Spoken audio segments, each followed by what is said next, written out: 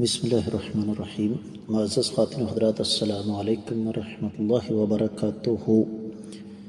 کیا کسی غلام کو آزاد کرنا جنت میں جانے کا سبب ہے؟ یہ ہے آج کے حدیث کے سبق کا موضوع، اور جس طریقے میں اور آپ اچھی طرح جانتے ہیں کہ ہم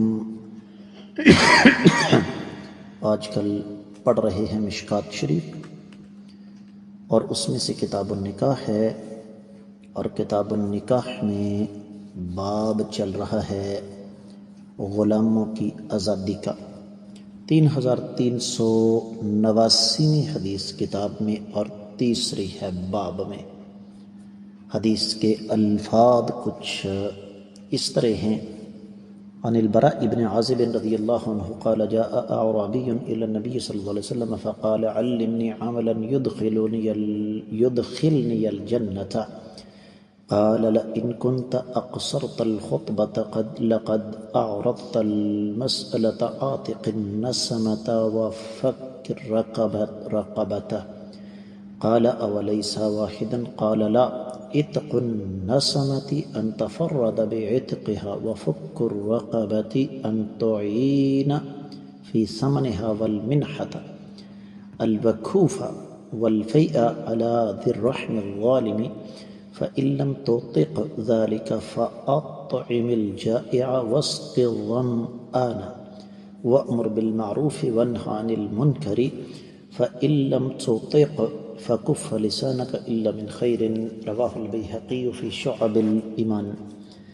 معزز خواتین و حضرات، یہ روایت جیسے آپ نے سنا امام بیہقی نے شعب الایمان میں ذکر کی ہے، سنن کبریٰ بیہقی میں بھی ہے، امام ابو داؤد الطیالسی نے بھی ذکر کی ہے، مسند احمد بن حنبل میں بھی یہ روایت موجود ہے، چوتھی جلد کے 299 صفحے پر، اور یہ حدیث ہے 18850ویں، کیونکہ مسند احمد بن حنبل میں ابواب وغیرہ نہیں ہوتے۔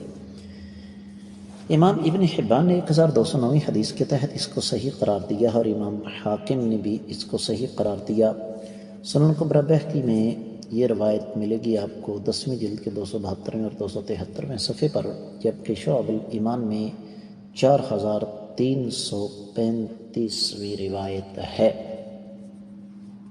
سند کے اعتبار سے یہ روایت صحیح ہے، شیخ زبیر علی زئی نے اس کو صحیح قرار دیا۔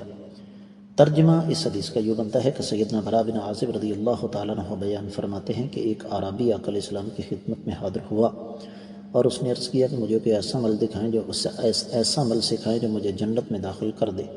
آپ علیہ السلام نے فرمایا، اگرچہ تم نے بڑی مختصر بات کی ہے، لیکن بات بہت اہم دریافت کی ہے۔ ذی روح کو آزاد کر اور گردن کو غلامی سے آزاد کر۔ اس نے عرض کیا، کیا دونوں کا معنی ایک نہیں؟ فرمایا نہیں، عتق سے مراد یہ ہے کہ تم اکیلا اسے آزاد کرو، جبکہ فک و رقبہ یہ ہے کہ تم اس کی قیمت ادا کرنے میں اس کی معاونت کرو، زیادہ دودھ والا جانور بطور عطیہ دو، اور ظالم رشتہ دار پر مہربانی و احسان کرو۔ اگر تم اس کی طاقت نہ رکھو تو پھر بھوکے کو کھانا کھلاؤ، پیاسے کو پانی پلاؤ، نیکی کا حکم دو اور برائی سے منع کرو۔ اگر تم اس کی بھی طاقت نہیں رکھتے تو خیر و بلائی کی بات کے علاوہ اپنی زبان کو روکے رکھو۔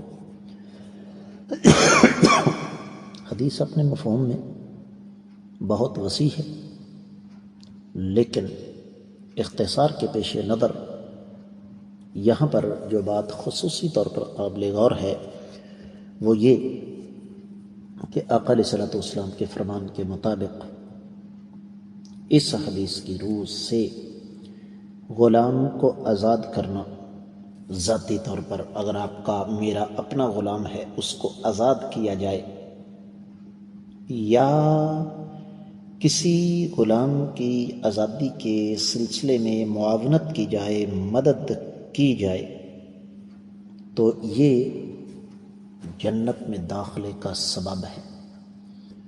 وہ بات جو میں اس سے پہلے آپ کی خدمت میں عرض کر چکا ہوں، آپ نے اس پر یقیناً غور کیا ہوگا کہ اس سے مراد غلامی کے سلسلے کو ختم کرنا ہے۔